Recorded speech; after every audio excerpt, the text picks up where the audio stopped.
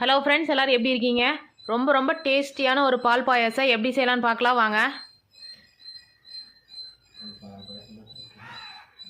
பால் பாயாசத்துக்கு தேவையான பொருள் என்னென்னு பார்த்துக்கலாம். பால் இன்றைக்கி 1 லிட்டர் எடுத்திருக்கேன். 1/2 கப் சுகர், சேமியா, ஜவ்வரிசி, முந்திரி, திராட்சை, ஏலக்காய், நெய். திராட்சை விட முந்திரி பருப்பு அதிகமாக எடுத்துக்குங்க, அப்போ தான் ரொம்ப டேஸ்டியாக இருக்கும். அவ்வளோதான். அடுப்பில் ஒரு கனமான பாத்திரம் வச்சு நெய் 3 ஸ்பூன் விட்டுக்குங்க. முந்திரி திராட்சை நல்லா வறுத்து எடுத்துக்கலாம். நல்லா கோல்டன் ப்ரௌனியாக வர அளவுக்கு வதக்கி எடுத்துக்குங்க.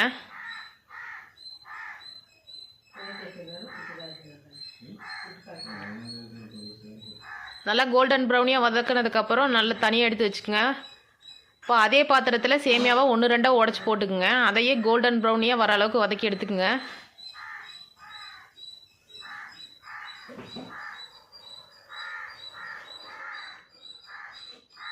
இப்போ சேமியாவை ஒரு தட்டில் தனியாக எடுத்து வச்சுக்கலாம். அதே பாத்திரத்தில் 2 டம்ளர் தண்ணி ஊற்றி ஜவ்வரிசி போட்டு வேக வைக்கலாம். ஜவ்வரிசி ஒரு 10 நிமிஷம் வேகணும். 10 நிமிஷம் வெந்ததுக்கப்புறம் பால் ஆட் பண்ணிக்கலாம்.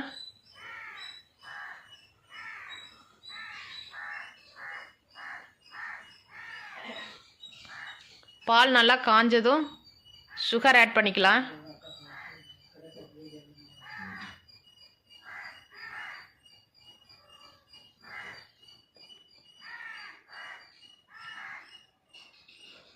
இப்போ நல்லா கலக்கி விடுங்க.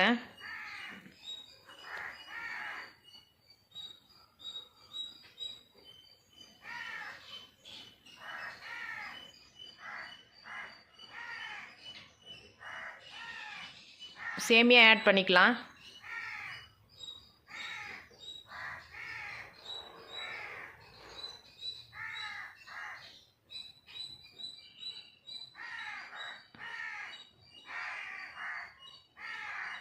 நல்லா சேமியா வெந்து வரணும். நல்லா கொதிக்க விடுங்க. பாலை பொங்கி பொங்கி வரும், கிண்டி கிண்டி விடணும்.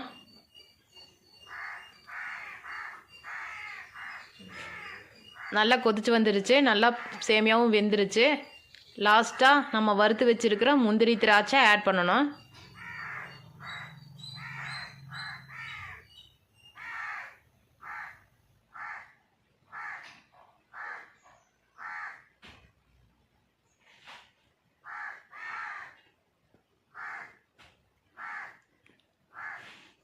ஏலக்காய் தூள் சேர்த்துக்கலாம்.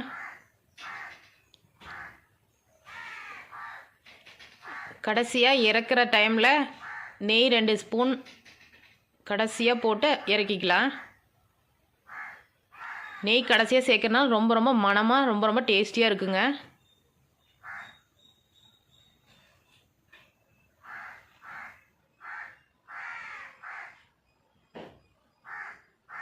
நீங்களும் ஒரு முறை இப்படி செஞ்சு பாருங்கள். ரொம்ப ரொம்ப டேஸ்டியாக இருக்கும். வீடியோ பிடிச்சிருந்தா லைக் பண்ணுங்கள். நெக்ஸ்ட் வீடியோவில் பார்க்கலாம். பாய், டாடா.